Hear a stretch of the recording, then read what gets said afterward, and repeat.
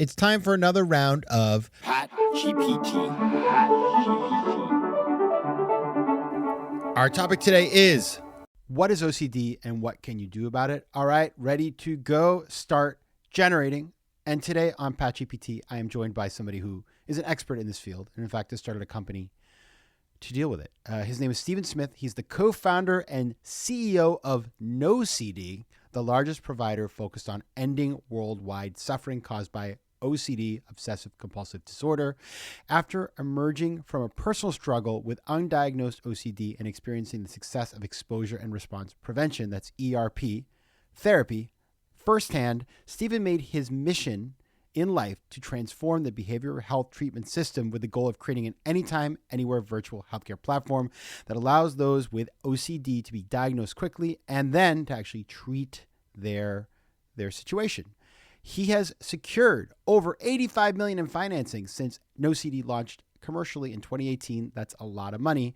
And he was named to such lists as Crane's Notable Entrepreneurs in 2020, Forbes 30 Under 30 in 21, Business Insider 40 Under 30, and the Top 50 in Digital Health list in 2022. Stephen, welcome to PatGPT. Thank you for having me. It's great to be here today. It's my pleasure. Now, I just want to get right into it here because this is something that you lived with yourself, OCD, undiagnosed OCD. And I imagine there are some folks out there who are saying to themselves, this could be me. So talk about OCD and the things that we should be looking for. Sure. So OCD stands for obsessive compulsive disorder. It affects about 1 in 40 people globally at some point in their life. So it's actually more prevalent than many think.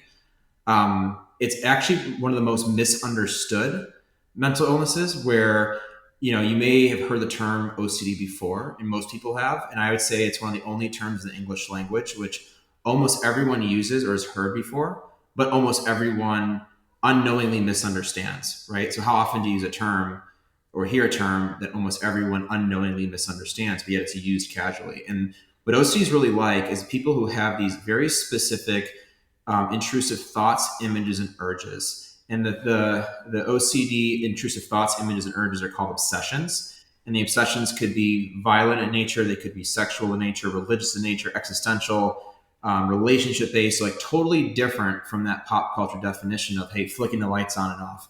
And those obsessions cause tremendous amounts of distress where they can actually cripple people from the time they wake up until the time they go to sleep. And they're typically irrational fears. And so people with OCD, they're actually the least likely to engage in their obsessions, meaning like they're ego dystonic in nature. They violate the person's core values and character. So to make those fears go away, the obsessions go away, people do very specific actions called compulsions. And in the short term, those actions, might alleviate the distress or might make the thought or fear go away. But in the long term, it makes the obsessions worse and worse over time until they eventually cause the person to become completely debilitated by the condition. And I had a severe onset of that my sophomore year of college, right, where I had signs of OCD all growing up, but then after I came home for summer break my sophomore year, I was completely crippled by this condition. I had a severe onset. Went from being, the starting quarterback at my small university down in Texas to literally rock bottom in a span of about 6 months, right? I stopped going to school, I stopped playing football. And you think about OCD today, you don't actually think about how crippling it is on people. And so it's ranked by the World Health Organization as a top 10 most disabling condition. People with OCD, sadly, are actually 10 times more likely to die by suicide when left untreated than the average person. And about 1 in 4 people with OCD develop substance use disorders. And oftentimes a substance use disorder comes after a person is severely suffering. And the reason is they end up self-medicating because they're trying to find ways to, disprove the fears. And so I'll give you an example of what OCD looks like. So a mother with a newborn child, she may fear, what if I harm my child? In a very specific graphic fear. And so to actually make that fear go away, the mother might avoid the child. She may specifically try to not be around her child just so that way she can disprove her fear that she's going to hurt her child. And as you can imagine, the ramifications of that are pretty severe. So that's what OCD is like. So very severe mental health issue. And it's actually considered a serious mental illness, an SMI. It's one of the more prevalent mental illnesses affecting 1 in 40 globally, and in a given year, half of those people are considered very severe. And it's a really large challenge. And what we're doing at NOCD is we're actively spreading awareness for what OCD is like, alongside some really key partners such as Howie Mandel. So let's talk about one thing I'm curious about as you talk about is when a person does have OCD, they may have a specific, you just gave the scenario of the mother and the child. Is this something where it shapeshifts over time and your fear that you're responding to and your response to it may shift every 6 months to something else? Or do people tend to stick with one set of behaviors? It's a great question. The fears can morph.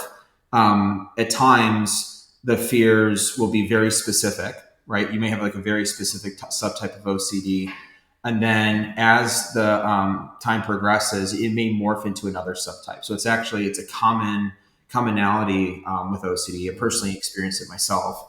You start focusing on one fear and then it morphs into another. But in a given time, usually like a specific subtype is bothering you. Talk about the solution that was so powerful for you, and which, through NOCD, I know that you work with. It's called Exposure and Response Prevention Therapy, ERP therapy. So how does that work? So ERP is the gold standard treatment for OCD, right, as defined by research. And in fact, the IOCDF, International OCD Foundation, and APA, American Psychiatric Association, both have deemed ERP as the gold standard. And so the way it works is people with OCD again have the fears, like the recurring intrusive thoughts, images, and urges. And they're called obsessions. Well, everyone has, if you think about it, intrusive thoughts. The difference between OCD and just a person without it, a difference between someone who has OCD and someone who doesn't is that someone with OCD finds great meaning behind the intrusive thoughts, and they have an unwillingness to accept uncertainty just because of the way in which their brain is wired. And so what happens is with ERP is you learn how to really respond to those intrusive thoughts in such a way where you practice accepting uncertainty. Okay. So what a therapist that specializes in ERP will do is they'll purposely trigger your obsession, right? Your intrusive thought, image, or urge. And instead of doing that compulsive behavior, they'll teach you ways to respond to it by not doing the compulsive behavior and accept uncertainty instead. So for instance, going back to the mother with the newborn child, they may say, hey, I want you to stand in the same room with your child, and I actually want you to hold your child. And say to yourself, well, maybe I'll harm my child, maybe not. I'll accept the uncertainty and move on. And so the goal is eventually you learn how to respond to OCD in such a strong way by accepting uncertainty that over time, the fears have less of a grip on your life. Makes sense. So you're giving people, you're helping them to experience that thing that's so frightening to them, and therefore realizing, okay, it's okay. And you sort of ramp that up until the anxiety cedes. Is that a correct way of explaining it? Exactly. So the way it works is when you have OCD, you're trying to alleviate the distress immediately. You're trying to push the thought out of your head, to stop the thought, to disprove the fear such that your anxiety goes down right away. With ERP, you learn how to accept uncertainty so your anxiety slowly dissipates over time. So you tolerate the anxiety, you tolerate the distress, knowing that you may or may not have your fear become a reality. You have to accept the uncertainty. Mm-hmm. And over time, by learning how to tolerate distress without doing the compulsive behavior, because the compulsion fuels the OCD, you then therefore no longer have to worry about the fear as much. Like you let the fear be there with you, and you can kind of carry on throughout your day, as opposed to consistently trying to disprove it, which kind of creates that OCD loop. So again, the challenge with OCD is the compulsion drives the disorder. So if you prevent doing the compulsive behavior, you all of a sudden can learn to manage the obsession in a better way, and your brain will rewire. And that's the amazing part about this treatment, is that despite the severity of OCD, it's actually one of the more manageable serious mental illnesses because ERP is so effective. Wow. So talk about NOCD. You started a company. I was looking, by the way, I was looking at your LinkedIn to try to, I was like, I want to know more about this guy. He's interesting. And it looks like you started this in college, which is wild. And now you've raised, so it's one job you had, and you've gone out and raised a lot of money, over 85 million from these investors, and so that's like, you don't hear that story every day. Talk a little bit about that process and what the company is.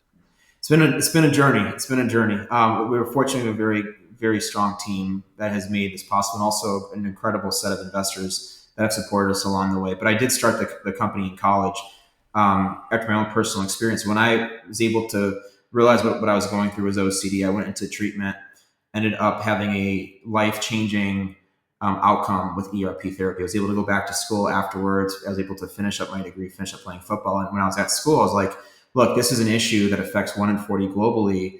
It's an issue, though, that isn't clinical in nature because ERP is super effective. So it's actually operational in nature. So we haven't done a good enough job historically at identifying people with OCD and then getting them access to evidence-based treatment, ERP, in an effective, affordable, and convenient manner. So because of that, I said, well, why is that the case? And after doing more and more research and talking with people and just personally living the experience, I realized it's actually because we didn't have the infrastructure in place to properly serve the OCD population. And that's not just in the US, that's globally. And so the catalyst for NOCD was essentially just that realization. And then what we've done since then over the last 10 years is really fix that problem. So we've rebuilt the infrastructure to identify people with OCD, to build trust with them, and to get them informed enough to take their first steps into evidence-based treatment. And then we've made that treatment more effective, affordable, and convenient for people. For example, historically, accessing ERP was a cash pay business. You'd have to go in and pay out of pocket between $300 and $400 per session to see a specialist, which nobody really had. And you'd have to see that specialist between 20 and 25 hours on it to have a clinical impact. What we've done at NOCD is we said, oh, look, that's a major issue. Let's partner with the large insurers, and let's ensure that this can be reimbursed through people's health plan so people can have more affordable treatment. So we've brought the price per session from $300 to $400 out of pocket per session down to a copay for over 140 million Americans since we've really launched the company. In addition to that, the wait times were very long. So to get access to an ERP specialist, if you had OCD, it would take between 7 months to 2 years on average, and we've brought that time down to under 7 days for over 75% of our members. So it's like there's systematic issues that we've been focused on addressing, and it's thanks to our team and our team's commitment to not only being a specialty provider, but also being a tech company. So we kind of have that blend between the two, and it's allowed us to deliver treatment more effectively. It's allowed us to build better content, and it's just we've really rebuilt the outpatient mental health care system for one population, those with OCD, and we're proud of that. Very impressive. Those numbers, the metrics you're throwing out there are, those are real. You did mention, speaking of real things, you did mention somebody I'm a real fan of. I actually love America's Got Talent. I'm a cheeseball. I will admit it. I am basic, but I love myself. And it is, it's got one of the hosts of America's Got Talent is Howie Mandel. And you mentioned him a little earlier. So he's involved in the company. Talk about what he's doing for you, and like what I guess, for anybody who's like got a business and thinks about maybe working with a well-known individual, like what are you getting out of that? It's been amazing. He has truly been an amazing partner. And specifically, he's helped us really debunk the myth of what OCD is like, right? OCD is a crippling issue and it requires specialty treatment. And that message is critical for everyone to hear. And if you can hear it, you then can realize, wow, like what is OCD? Or you can have that realization to ask yourself that question. And then that sparks the change that's needed, right, in society, where OCD is not a joke. In fact, it's a very serious issue and we should treat it as such. So he's spearheaded our campaigns around OCD awareness. We call it the No OCD campaign, KNOW OCD. And he's truly helped us change millions of lives. Like, in fact, one person came to me yesterday via Twitter and said, look, I saw the ad on TV with Howie Mandel, and a year later, this has completely changed my life. I'm so much better. Thank you so much. Like, just a very simple message. And I think that just kind of demonstrates the impact that he's had, in our company. We're very grateful for that reason.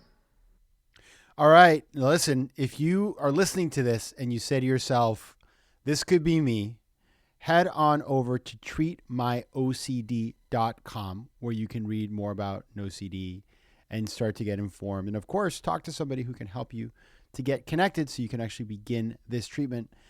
Stephen Smith, founder of NOCD, thanks a lot for being here. Thank you very much for having me. All right. And PatGPT, stop generating.